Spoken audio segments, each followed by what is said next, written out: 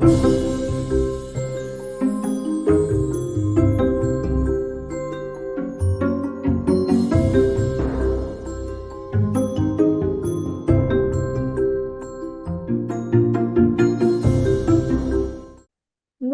to the last FCI Lunch and Learn of the semester.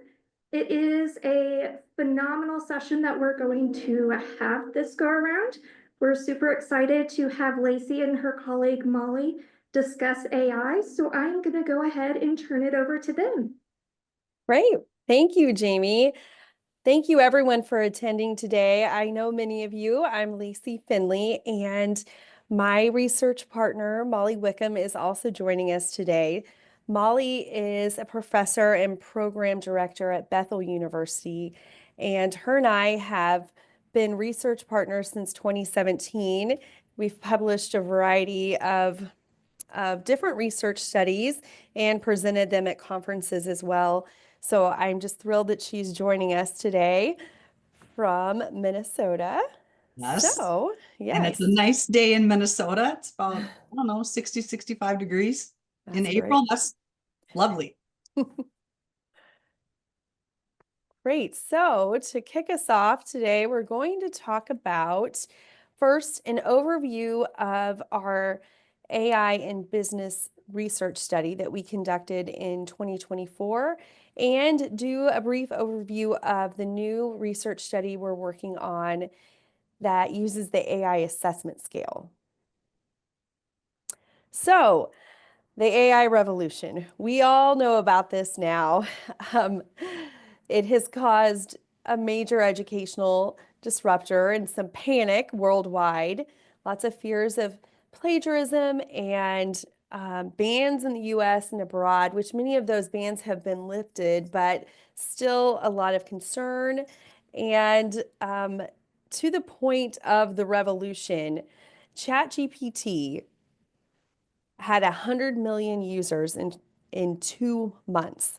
Compared to TikTok, they reached 100 million users in 9 months, and Instagram 100 million users in 2.5 years. So that just really demonstrates how quickly AI has really disrupted all parts of the world. But we are going to focus on the AI revolution in education. We know that we need to prepare our students for jobs of the future. So we know that AI can reduce and eliminate repetitive human tasks, which is a positive benefit of AI. McKinsey Digital reported that AI could add $2.6 to $4.4 trillion annually to the global economy. That is a big statistic. And Goldman Sachs told us that AI could automate, and really what it means is eliminate 300 million full-time jobs worldwide, which is causing a lot of this concern over AI. We found out that millennials in a new study by McKinsey are AI optimists. They are the most active generation of AI users, and 62% of millennials report high levels of expertise with AI, whereas 50% of Gen Z, who are the age 18 to 24, report high levels of expertise with AI, and only 22% of baby boomers report high levels of expertise with AI. And Gen X reported around 50% of feeling like they have high levels of expertise with AI. Goldman Sachs has told us that 1/4 of current work tasks in the United States could be automated by AI, and the 5 leading professions that could be automated, at least this was in 2023 when we read this article, was administrative assistants, administrative tasks, and the legal profession. I do know that ChatGPT passed the bar exam in 2023. It passed the multiple choice portion of the bar exam and the writing part of the bar exam. So ChatGPT is very, very smart and capable. Work tasks could be automated in the engineering field and science and in business operations. So, to quote Anders, AI is already all around us and impacting society as it continues to become integrated into more and more computer programs, apps, and processes. So, as we said, our focus is on AI and specifically educators. So, in general, educators lack awareness. A 2002 study conducted by Walla and Kumaru concluded that the main reason for lack of awareness about classroom technologies was that teachers are favoring existing technologies rather than innovative technologies. It has been slow to increase AI teacher awareness. In the 2023 Educator AI report, Howell identified that 66% of teachers who have not yet adopted generative AI cite a lack of familiarity or awareness of as their primary impetus to implementing, and 28% remain uncertain about its advantages and disadvantages. So our study focuses on AI awareness, as we just talked about, and AI readiness.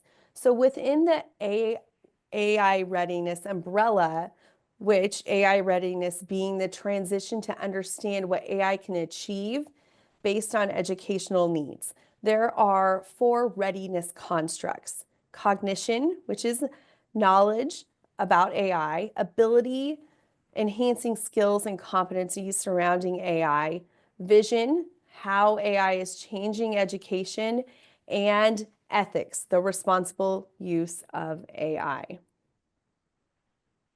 There are problems with the AI awareness and readiness, especially in business education, which was the focus of our study. There's a lack of awareness.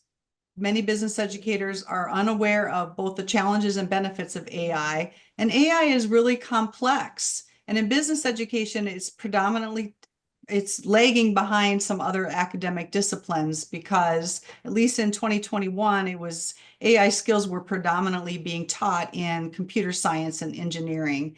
And we all know that it's really hard to keep up with these emerging technologies. I believe there are 9 different models of ChatGPT right now, and ChatGPT is releasing its 5.0 model soon. So it's really hard to keep up. Once we do integrate these skills into the curriculum, they change and they can become out of date really quickly. The conceptual framework for our current research study that we're talking to you about today is TPACK. And TPACK was developed by Mishra and other researchers in 2011. And TPACK stands for Technological Pedagogical Content Knowledge. The TPACK framework has been widely used as a framework, especially in teacher preparation, which is one of my other academic areas in addition to business. And this really was the perfect model for us to use in our research study. The research design we use is non-experimental. It's a correlational study, and it uses quantitative methods. And we had 2 research questions. Our first research question was, among high school and higher education business educators, what is the degree of AI awareness? Which now we've defined that for you. And then the second research question was, among high school and higher education business educators, what is the degree of AI readiness? So we're studying awareness and readiness.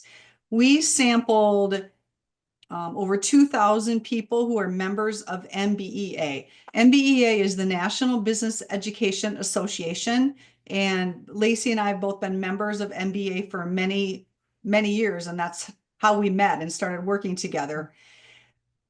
A majority of our sample were high school business teachers, and 37% of our sample were post-secondary business educators. We want to tell you that we had a low response rate to our survey, which really disappointed us. There was a glitch in the survey the first time that it was sent out, and by the time it got fixed, I think there were some people who then didn't click on the survey a second time. The research instrument that we used was adapted from a study by Walia and Kumar, who actually researched business educators in India. And we were able to use a lot of the same questions that they used on their instrument.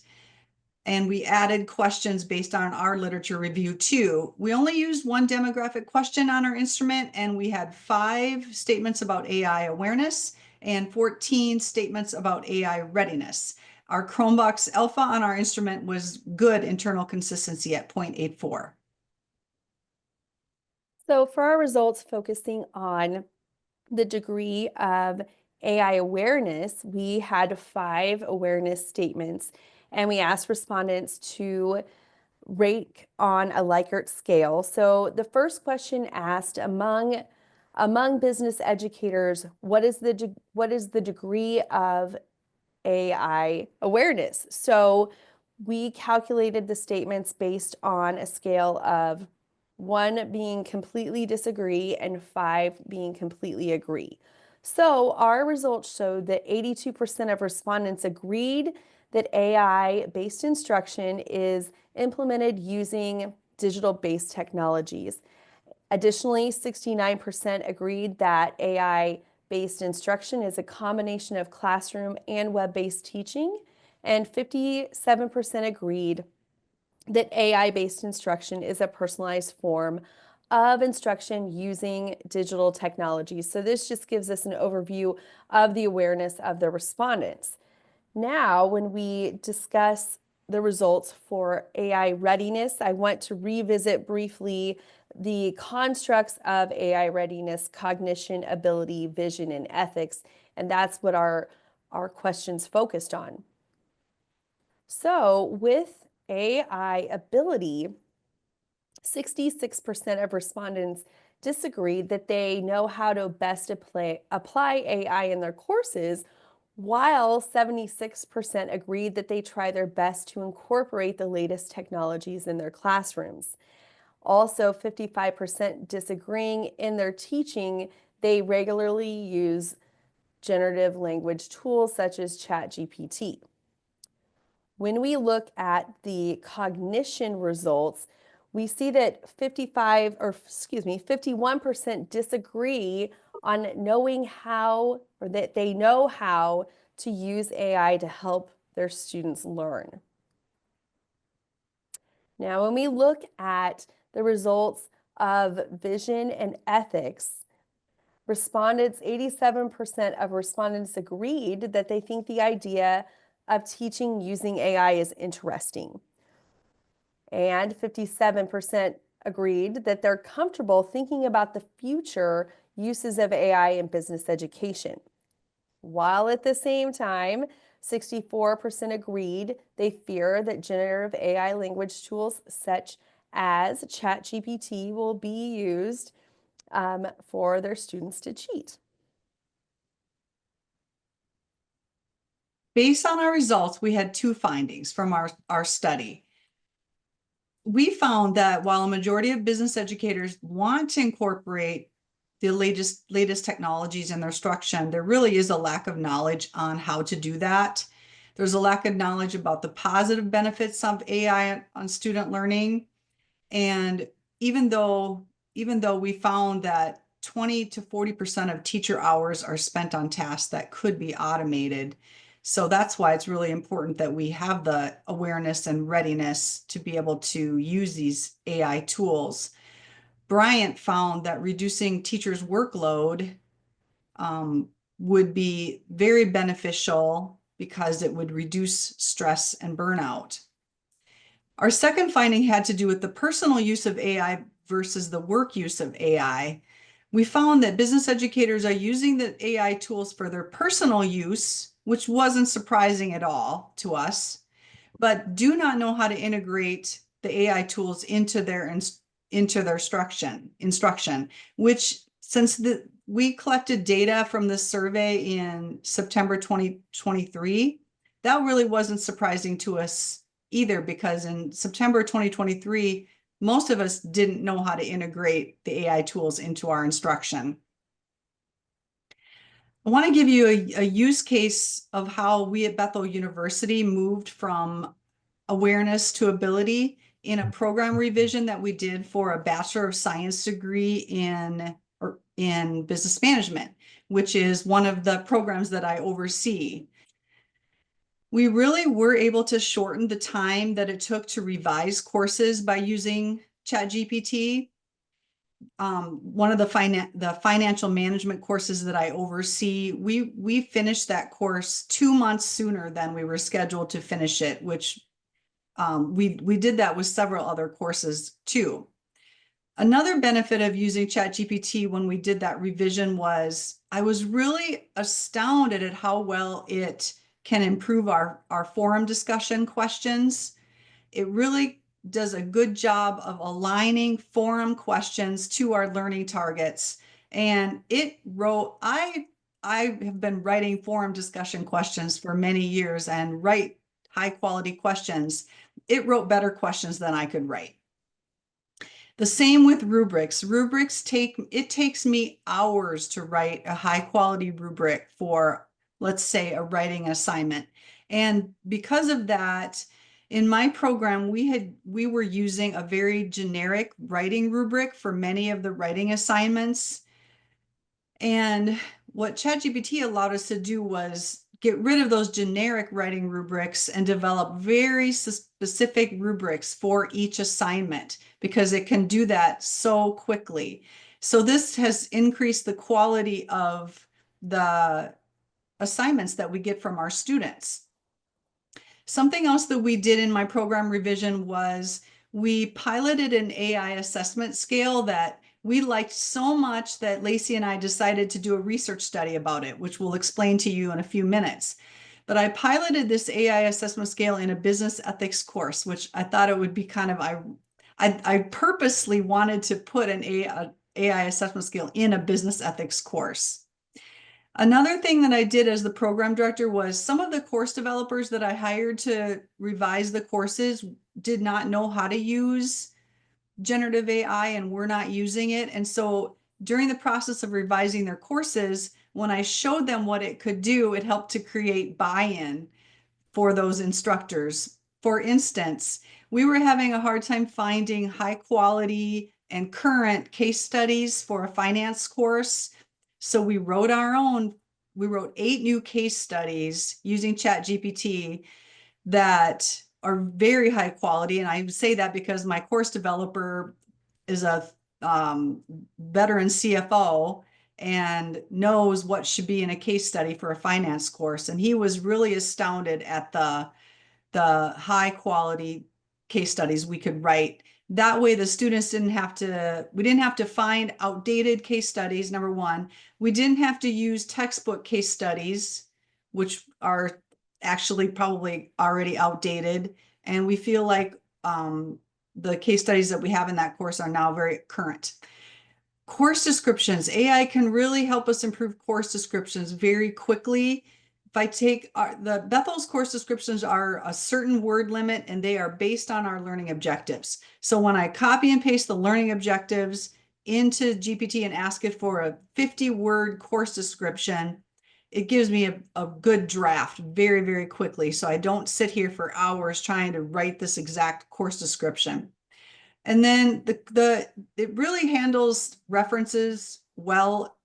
I should say it's getting better at handling APA 7 references. When I first started using ChatGPT, the free version, it hallucinated many of the references I asked it to generate, or it did not format them correctly. But I will say it really has improved and generally gives me the correct APA 7 reference. So those are just some ways that I was able to use generative AI Are you in muted? business management program revision. Let's get back to our study. We have one more slide about our study, and then we'll move on to our next study that Lacey's going to explain to you. So the implications for educators and students, many students are using AI. They are using it to brainstorm their assignments. They are using it to write study guides for themselves. They are using it to write a rough draft of a document. So we know that they're using it. And like we said earlier, the millennials are very confident in their ability to use generative AI. Educator usage is increasing. At the time that we published this study, business educators were not using AI in their teaching, but we know this is changing. Lacey and I just presented at a National Business Education Association AI symposium 2 weeks ago, and we heard dozens of presentations from post-secondary and secondary business professors and teachers that where they are using AI to help them write curriculum, and they are teaching it to their students. So that really is changing rapidly. Another implication we have for us as educators is over policy. And I think we're all struggling with the pedagogical implications of AI and the governance implications surrounding data privacy. For instance, should we be putting our students' work into AI? I don't think we should be putting it into AI. Should we be using AI to do things like summarize the emails that are in our inbox? Lacey and I do not feel like we should be doing that because there is student information in our email inboxes. So those are all policies that are still being worked on by many universities. Another implication is professional development, and that is why we're all here today, to learn more. Because our study found that 66.2% of our respondents disagreed with knowing how to apply AI. And a lot of us, we still are struggling with knowing how to apply AI in our courses. So I'm glad we're here today to talk about how to do that, and we are getting the professional development that we all need.